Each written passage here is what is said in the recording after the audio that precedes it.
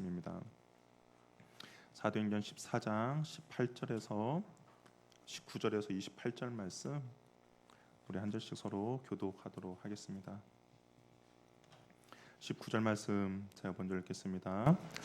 유대인들이 안디옥과 이고니온에서 와서 우리를 충동하니 그들이 돌로 바울을 쳐서 죽은 줄 알고 시외로 끊어 내치니라. 제자들이 둘러섰을 때 바울이 일어나 그 성에 들어갔다가 이튿날 바나바와 함께 더베로 가서 복음을 그 성에서 전하여 많은 사람을 제자로 삼고 루스드라와 이고니온과 안디옥으로 돌아가서 제자들의 마음을 굳게 하여 이 믿음에 머물러 있으라 권하고 또 우리가 하나님의 나라에 들어가려면 많은 환난을 겪어야 할 것이나 하고 각 교회에서 장로들을 택하여 금식기도 하며 그들이 믿는 주께 그들을 위탁하고 피시디아 가운데로 지나서 밤빌레아에 이르러 말씀을 버가에서 전하고 아달리아로 내려가서 거기서 배 타고 안디옥에 이르니 이곳은 두 사도가 이룬 그 일을 위하여 전에 하나님의 은혜에 부탁하던 곳이라. 그들이 이르러 교회를 모아 하나님이 함께 행하신 모든 일과 이방인들에게 믿음의 문을 여신 것을 보고하고 제자들과 함께 오래 있습니다. 아멘. 그러면 옆에 분과 한번 인사 나누겠습니다. 마음을 굳게 하십시오. 굳게 하십시오. 예.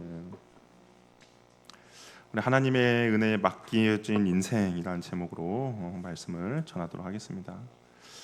루스드라에서 한 번도 일어난 적이 없는 사람을 바울이 네 발로 일어서라라고 선포하였고 그리고 그 말씀에 순종하여 걷게 되자 루스드라에 있는 사람들이 다 놀랐죠. 근데 그 지역 사람들은 헬라 신화를 믿던 사람들이었고 그래서 바나바는 제우스라고 했고 바울은 헤르메스라 칭하면서 이제 그들에게 제사를 지내려고 했습니다. 처음에 이들이 무엇을 하려고 했는지는 몰랐죠. 그러나 뒤늦게 알게 된 바울과 바나바가 옷을 찢으면서 우리도 당신들과 같은 성정을 지닌 사람들이다라고 외쳤고 헛된 일을 버리고 하나님께로 돌아오도록 하기 위해서 이 복음을 전하는 것이다라고 이야기를 해주었습니다. 그리고 나서 겨우 무리를 이제 말려서 제사를 못하게 했죠. 사태가 그냥 잘 수습된 것처럼 보였습니다. 근데 이때 여전히 바울의 뒤를 집요하게 추격하는 사람들이 있었어요. 이 사람들은 이제 시기심에 가득 찼다라고 앞에서 우리가 말씀 나눴었죠. 이 시기심에 사로잡힌 사람들이 비시디 안디옥과 이고니온의 유대인들이었습니다. 짧은 거리가 아니었어요. 이 안디옥에서 이고니온까지가 약 150에서 180km의 거리였고 그리고 그 30개의 산을 넘어서 바로 이 루스드라까지 약 30km에서 40km의 거리가 되는 곳까지 이들이 쫓아왔습니다. 한마디로 그 시기심에 사로잡혀서 바울을 좀 어찌 한번 해보고자 200km가 넘는 길을 마다하지 않고 뒤쫓아온 거죠. 바울을 가만히 내버려두면 아마 유대인들은 그렇게 생각했을 것 같아요. 유대교의 근간이 흔들릴 수 있다라고 생각을 했습니다. 가만히 내버려두면 유대교가 위험할 것이라고 생각을 했어요. 그래서 먼 길을 마다하지 않고 이들이 달려왔습니다. 근데 이들이 오늘 보니까 무리를 충동하였다라고 되어 있어요. 과연 어떤 무리일까요? 유대인들이 이고니온에서 루스드라까지 쫓아왔습니다. 근데 무리를 충동했어요. 근데 이 무리는 어떤 무리들입니까? 바울과 바나바를 신으로 믿어가지고 제사를 지내려고 했던 루스드라 사람들이죠. 또 그 전까지만 해도 당신은 제우스입니다. 당신은 헤르메스입니다. 우리가 당신께 예배를 드리겠습니다라고 했던 사람들이었는데, 근데 이 무리를 충동해서 그들이 결국 어떻겠냐? 바울이 죽었다라고 판단되기까지 돌을 던졌다라는 겁니다. 루스드라 사람들은 유대인들과 별로 교류가 있는 사람들이 아니었습니다. 왜냐하면 루스드라에는 회당이 없었거든요. 회당이 없다는 것은 그만큼 유대인들이 적었다라는 의미고 유대인들이 적다 보니까 특별히 유대인들하고 악감정을 가질 필요가 없는 그런 사람들이었습니다. 그럼에도 불구하고 바울을 죽이려고 돌로 친 것이죠.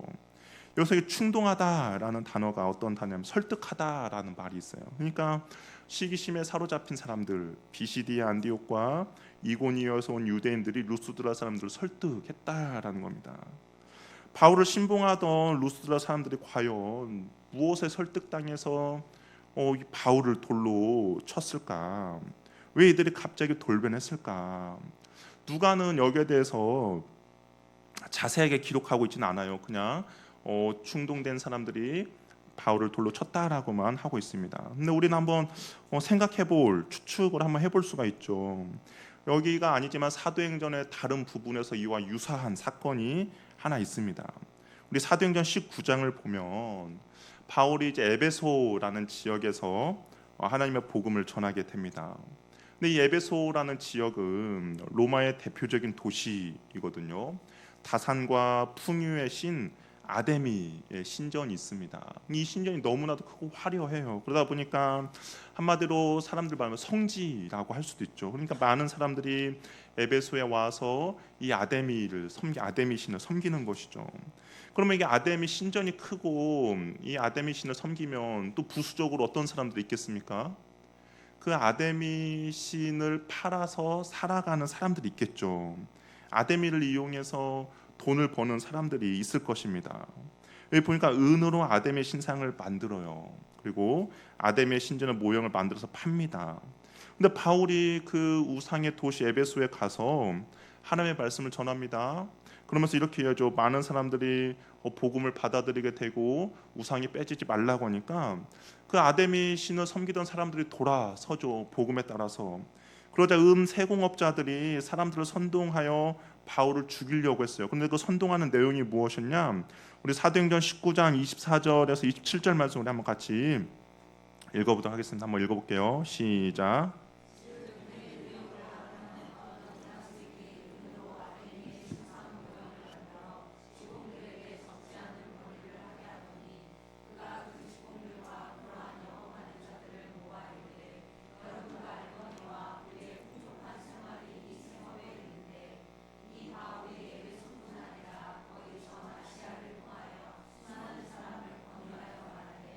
사람의 신으로 만든 것들은 신이 아니라 하니 이는 그대들도 보고 들은 것이라. 우리의 영업이 천하여 줄 위험이 있을 뿐 아니라 큰 여신 아데미의 신전도 무시당하게 되고 온 아시아의 천하가 유하는 그의 위험도 떨어질까 하노라 하더라. 여기 보세요. 그 아데미 더메드리오가 사람들 막 선동합니다. 근데 선동하는 것이 무엇이냐? 여러분도 알거니와 우리의 풍족한 생활이 이 생업이 있는데, 그러니까 우리가 이 아데미 신을 통하여서 우리가 풍족한 생활을 하고 있는데 어떻게 해요? 바울이 와서 사람의 손으로 만든 것은 신이 아니다라고 전한다라는 거예요. 그러면 그것을 듣고 사람들이 우리의 영업이 천하여지고 위험해진다라고 이야기하면서 바울 사람들을 선동했습니다. 그랬더니 에베소 세공업자들이 그 더메드리오의 선동에 바울을 죽이고자 한 것이죠. 이유는 다른 게 아니에요. 뭐 진리가 있어서 그런 것이 아니라 그냥 단순히 자신들의 돈벌이가 막힐 것을 우려해서 바울을 죽이려고 한 것이죠. 더메드리오 선동에 동일한 직종에 종사하던 사람들이 쉽게 선동당했고, 그리고 그들 역시 바울을 죽이려고 한 것입니다.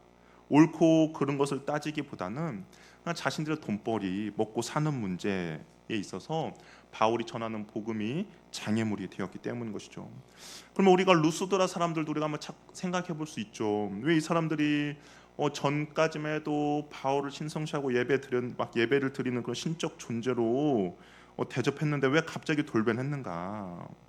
루스드라에는 제우스 신전이 있다라고 이야기했습니다. 그리고 그 한 번도 걷지 못한 사람들을 치유했을 때 제사장까지 나서서 바울과 바나바를 제우스와 헤르메스라고 하면서 제사를 드리려고 한 것을 보면 이들 또한 그 종교심에 열심히 있는 사람들이었죠. 그렇다면 그곳에 제우스 신전이 있으면 그 신전을 중심으로 또 어떤 사람들이 있겠습니까? 밥벌이 하는 사람들이 있겠죠. 또 그 신전을 중심으로 영업하는 사람도 있습니다. 그런데 바울이 루스드라에서 뭐라고 설교를 했어요? 사람들의 손에 만들어진 눈에 보이는 헛된 일을 버리고 하나님께로 돌아오라라고 설교를 했잖아요. 그렇게 설교를 했습니다. 참된 신은 오직 하나님이다라고 가르쳤어요. 그럼 사람들이 이제 그 바울과 바나바의 메시지를 듣고 복음을 듣고 점점 하나님께로 마음을 돌리겠죠. 그러면 제우스 신전에서 먹고 사는 사람들의 밥줄은 어떻게 됩니까? 끊기게 되죠. 소득이 줄어듭니다. 그래서 자신들의 그 영업에 방해가 돼요. 이때 비시디아 안디옥과 이고니에서 온 유대인들이 루스드라 사람들을 충동한 겁니다. 에베소에서 더메드리오가 사람을 선동한 것처럼 선동을 한 것이죠. 그래서 루스드라 사람들은 바울을 죽이고자 돌을 던졌습니다. 자신들 안에 있는 욕심이죠, 욕망입니다. 정욕이죠. 재물이라는 우상이 결국 바울을 대적하고 하나님을 거부하는 결과로 나타났습니다. 연약한 인간의 그런 한계를 우리에게 보여줍니다. 인간이 돌로 쳐서 때리는 것과 환호하는 것은 정말 종이 한 장의 차이라고 보게 됩니다. 예수님이 예루살렘 입성했을 때 사람들 어떻게 했습니까? 환호했죠. 열렬히 환호를 했습니다. 그런데 얼마 지나지 않아서 어떻게 했습니까? 자신들의 그 정욕과 욕망을 채워주지 않는 메시아 예수를 십자가에 못 박으라고 외친 사람들도 예수님이 예루살렘 입성할 때 열렬히 환호했던 사람들이죠. 군중들은 언제든지 변할 수 있다라는 겁니다. 군중들의 환호와 박수와 갈채는 무엇이에요? 절대 진리가 아니기 때문인 것이죠. 따라서 우리가 삶을 살아가면서 사람들의 말 한마디 한마디에 너무 신경 쓰지 마시기 바랍니다. 마음을 굳게 하여 믿음 안에 잘 머물러 있길 바랍니다. 사람들이 바라보는 나의 모습과 하나님의 나의 바라보는 모습이 분명히 다르겠죠. 그러나 우리가 주목하고 관심을 가져야 할 것은 사람들이 바라보는 나의 모습이 아니라 하나님이 바라보는 나의 모습이라는 겁니다. 하나님은 저와 여러분도 어떻게 생각할까요? 천하보다 귀한 존재로 저 여러분들을 바라보십니다. 그렇기 때문에 사람들이 뭐라고 여러분들에게 이야기를 하더라도 그 사람들의 말이 진리가 아니라 진리 대신 하나님의 말씀에 귀를 기울여서 우리의 마음들을 잘 굳건하게 하시길 바랍니다. 사람들이 던진 돌에 바울이 맞았어요. 쓰러집니다. 그랬더니 그냥 뭐라고 표현됐냐? 사람들이 그를 죽은 줄로 알았다라고요. 그 성 밖으로 끌어내치게 됩니다. 질질 끌고 갔다는 거죠. 이게 죽어 있는 사람을 성 밖으로 끌어냈습니다. 사람들이 바울이 죽었다라고 생각했죠. 유대인들은 성 안에서 사람들을 돌로 치는 것을 부정한 것으로 여겼어요. 하나님께서 또 성 안에서 돌로 치는 것을 금합니다. 우리가 모세오경을 보면 하나님께서 사람들 돌로 치는데 진 밖에서 돌로 치라고 해요. 물론 이방인들에게는 유대인들과 같은 관습이 없기 때문에 뭐 성 안에서 치나 성 밖에서 치나 상관이 없겠지만, 근데 이곳에 지금 누가 있습니까? 유대인들이 함께 있죠. 그럼에도 불구하고 성 안에서 돌로 던져서 바울을 죽였다라는 것은 그냥 겁을 주고 내어 쫓기 위함이 아니라 무엇입니까? 처음부터 바울을 죽이기 위함의 그런 모습이었던 것이죠. 바울에 대한 시기심과 분노가 얼마나 컸는지를 우리에게 보여주고 있습니다. 제자들은 바울이 죽었다 생각했어요. 그래서 바울의 시체를 어떻게 처리해야 될지 둘러섰을 때 어떤 일이 일어났습니까? 바울이 일어나게 됩니다. 과연 여기서 나오는 제자들은 누구일까? 여기 제자들은 다른 제자들 아니죠. 루스드라에서 믿음을 갖게 된 사람들입니다. 그리고 또 우리가 한 가지 추측해 볼 수 있는 것은 이 제자들 안에 디모데가 있을 것이라고도 우리가 추측해봐요. 왜냐하면 디모데후서 3장 11절을 한번 볼까요? 디모데후서 3장 11절입니다. 한번 읽어볼게요. 시작. 박해를 받음과 고난과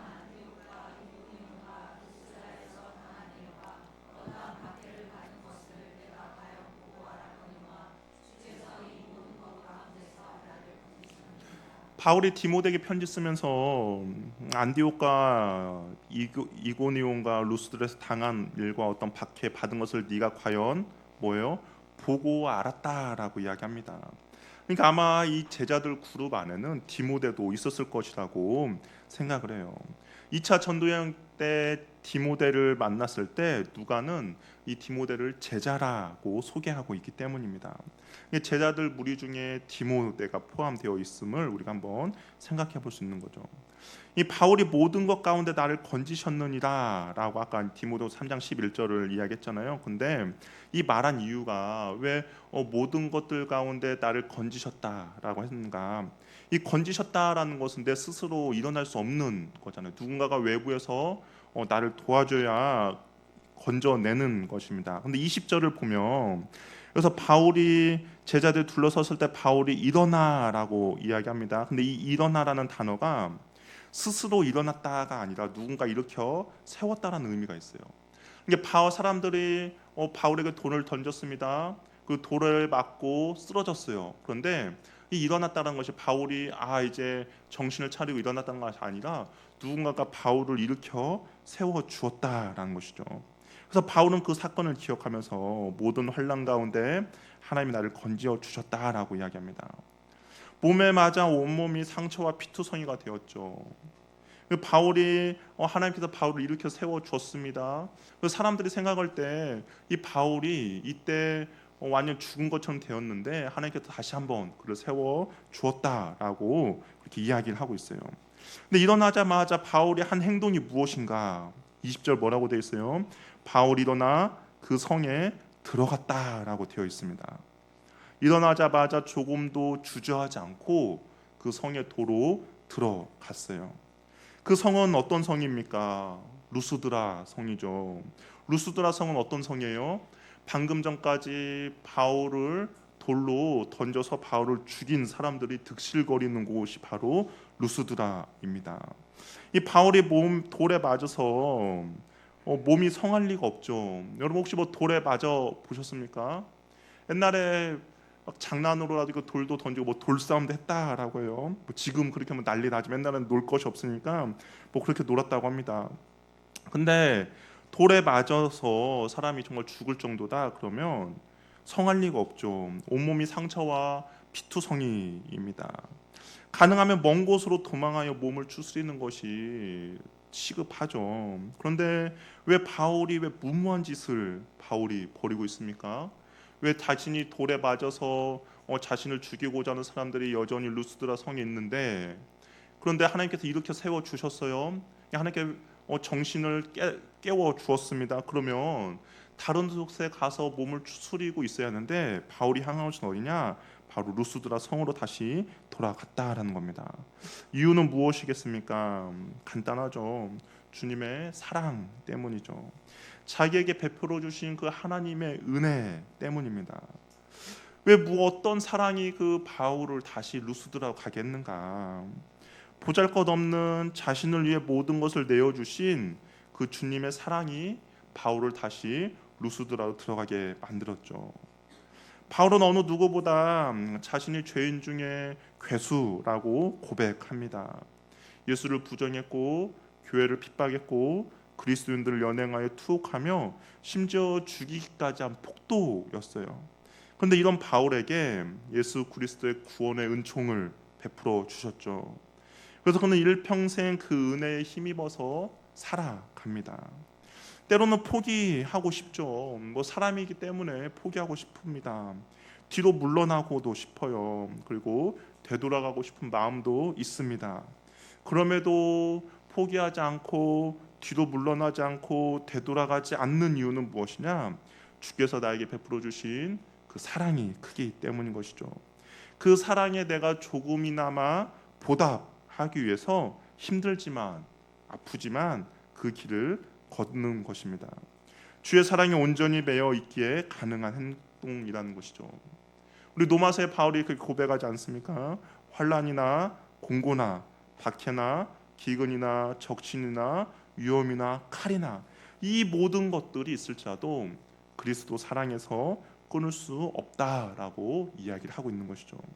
주의 사랑이 크기에 두렵습니다.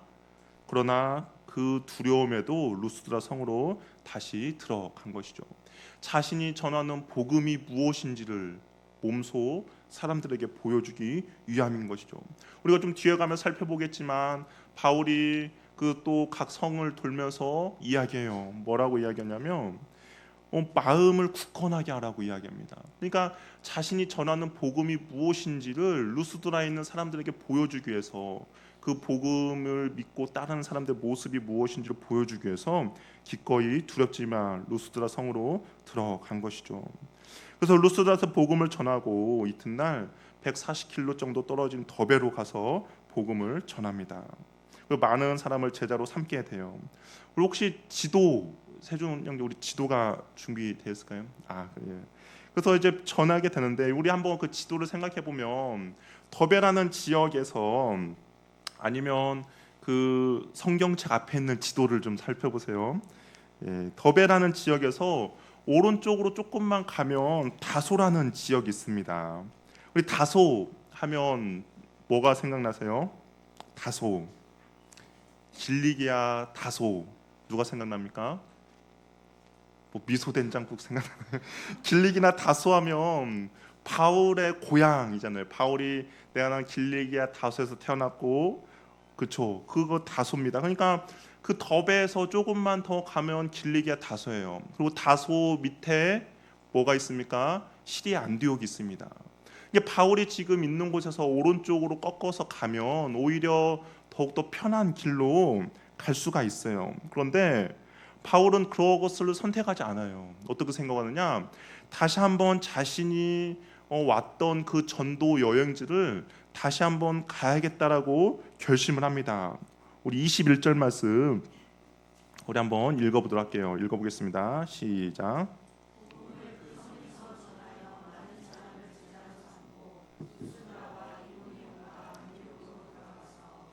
예, 그러니까 더베에서 다소와 그 안디옥 교회로 다시 가는 것이 아니라 다시 자신이 복음을 전했던 루스드라와 이고니온과 안디옥으로 다시 가겠다라고 이야기를 하고 있어요. 근데 한번 생각해 봅시다. 이쪽으로 가면 쉬운 길이 아니죠. 훨씬 힘든 코스입니다. 험악한 산맥이 있고, 또 우리가 아는 것처럼 그 산을 30개를 넘어야 돼요.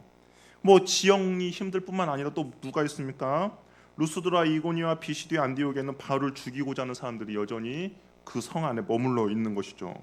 그럼에도 불구하고 다시 왔던 길을 되돌아가는 방법을 선택을 합니다. 거리상의 문제나 안전의 문제도 있음에도 그 길을 기꺼이 선택을 해요. 그 이유가 무엇이냐? 우리 22절 말씀 한번 읽어보도록 하겠습니다. 한번 읽어볼게요. 시작.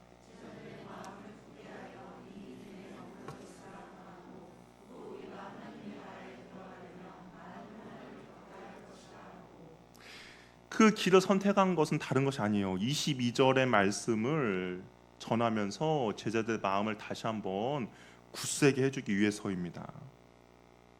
이 제자들의 마음을 굳건하게 세우기 위한 거죠. 이 굳게 하다라는 말은 재건하다, 더 강하게 하다라는 말이에요. 바울에게 복음을 전해들은 사람들은 어떻을 것 같습니까? 바울이 돌에 맞아서 사람들에게 질질 끌려가요. 근데 그 모습을 바라본 사람들의 마음은 어땠을 것 같아요? 갈등이 생기죠. 아, 예수 믿는 것이 이렇게 힘들구나. 내가 또 예수를 잘못 믿으면 바울처럼 저렇게 돌에 맞아서 끌려갈 수도 있겠구나라고 생각하겠죠.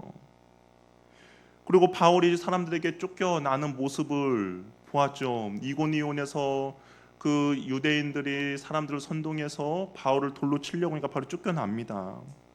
이런 것들을 목격한 사람들의 마음은, 그리스도로 살아간다는 것은 어떻습니까? 두렵고 떨리는 일이죠.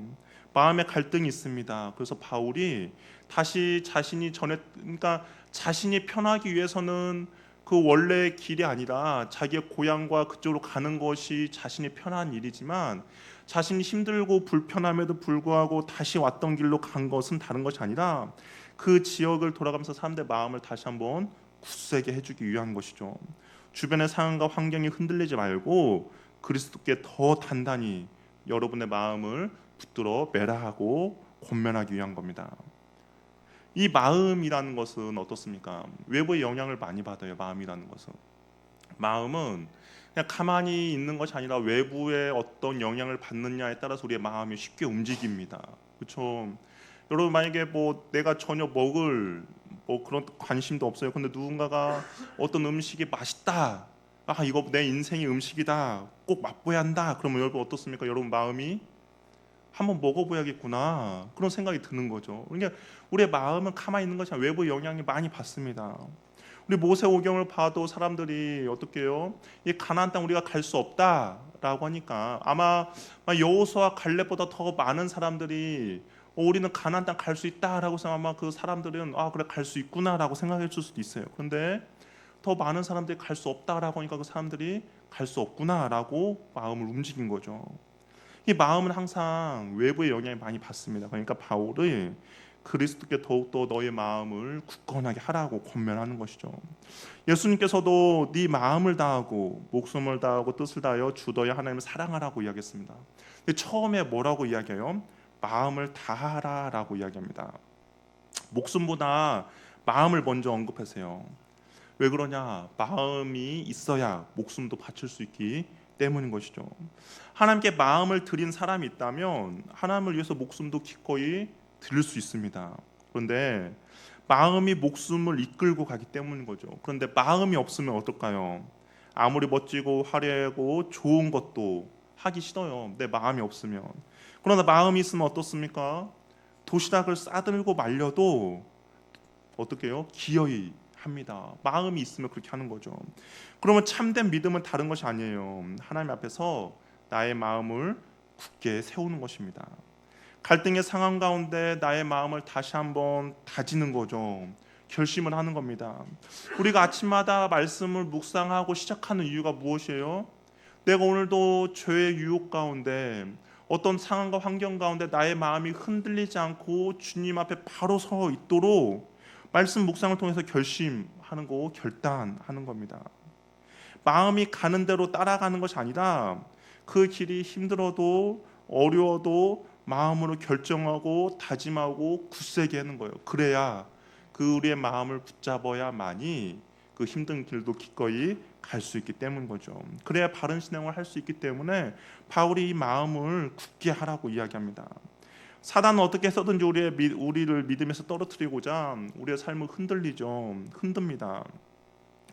유튜브에서 그걸 본 적이 있어요. 뭘 봤냐? 뭐 과일, 뭐 세계의 뭐 과일 따는 그 모습을 본 적이 있는데 체리 농장을 갑니다. 혹시 보신 적 있으면 체리 농장 체리를 어떻게 따시는지 어떻게 딸까요? 체리 작은 체리를 어떻게 따냐면 어떤 기계가 있습니다. 우리 뭐 말하면 트랙터 같은 거죠. 트랙터 같은 거에 기계를 장치를 연결을 해요. 그러고 나서 체리 나무를 고정을 시킵니다. 그리고 밑에는 이제 비닐을 깔죠. 그러면 그 기계가 나무를 흔들어요. 그럼 어떻게 됩니까? 체리가 우수수수 떨어지죠. 그런데 사단이 하는 짓이 꼭 이렇다라는 거예요. 우리를 흔들어 댑니다. 상황으로 흔들고요. 환경으로 흔들고 주변 사람으로 우리를 흔들어 댑니다. 가만히 내버려두지 않죠. 그럴 때 우리의 마음을 주님께 꼭 붙들어 매지 않으면 우리의 믿음이 어떻게 되겠습니까? 떨어지는 겁니다. 떨어지는 거예요. 그러나 내가 마음을 주님께 굳건하게 붙들고 있으면 어떻게 됩니까? 흔들어도 떨어지지 않고 그 마음을 지키며 나가는 것입니다. 또 믿음에 머물러 있으라고 해요. 이 머물다라는 것은 계속 거한다라는 뜻이에요. 이 일회성이 아닙니다. 지속성을 이야기해요. 근데 무슨 일이 있어도 주님께 꼭 붙어 있어야만 합니다. 주님께 붙어 있다는 것은 다른 것이 아닙니다. 우리 요한복음 15장 5절 한번 읽어볼게요. 요한복음 15장 5절 주님께 붙어 있는 것이 무엇인가 한번 읽어보겠습니다. 시작.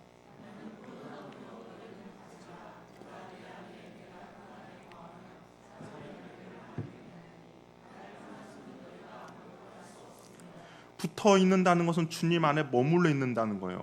우리 7절 말씀 한번 읽어보겠습니다. 시작.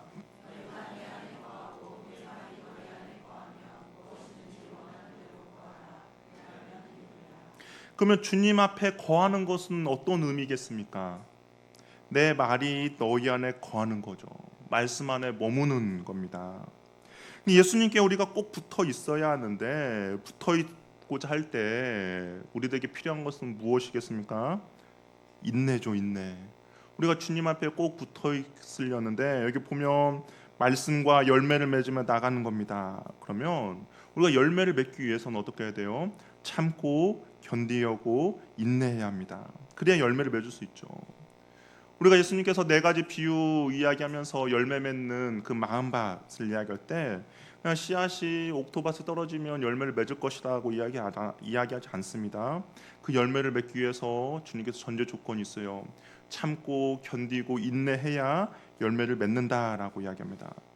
그러니까 우리가 주님 앞에 붙어 있는 것은 인내하면서 붙어 있는 거예요. 언제까지요? 열매가 맺힐 때까지죠. 내 말이 너희 안에 거하는 것은 한마디로 말씀 안에 사는 겁니다. 그러니까 말씀의 열매가 우리의 삶에 맺히도록 우리는 인내하고 참고 견디는 겁니다. 아까 말한 대로 사단이 우리를 흔들죠. 열매 맺지 못하도록 우리의 상황과 환경과 사람들은 계속 우리를 흔들어 댑니다. 그럴수록 주님의 말씀으로는 우리 마음을 붙잡는 겁니다. 말씀을 읽고 묵상하고 듣고 암송하면서 주님의 그 말씀 가운데 순종하며 주님 앞에 인내로 참고 견디며 머무는 것이죠. 우리가 주일에만 30분 말씀을 듣고 끝나면 안 됩니다. 그 말씀을 계속 되새겨야 합니다. 묵상해야 되고 들었던 말씀대로 살고자 애써야 합니다. 그러면 사단이 우리의 삶을 흔들어 놓아도 우리의 마음이 흔들리지 않기 때문에 우리는 그 믿음을 굳건하게 지킬 수 있는 것이죠. 예수님도 산상수훈을 마치면서 이렇게 이야기했죠. 나의 이 말을 듣고 행하면 비가 내리고 창수가 나고 바람이 불어도 무너지지 않는다라고 말씀하셨습니다. 하나님의 말씀으로 내 마음을 매일 새롭게 하는 것이죠. 하나님의 말씀으로 말씀에 힘입어서 내 마음이 날로 굳건해집니다.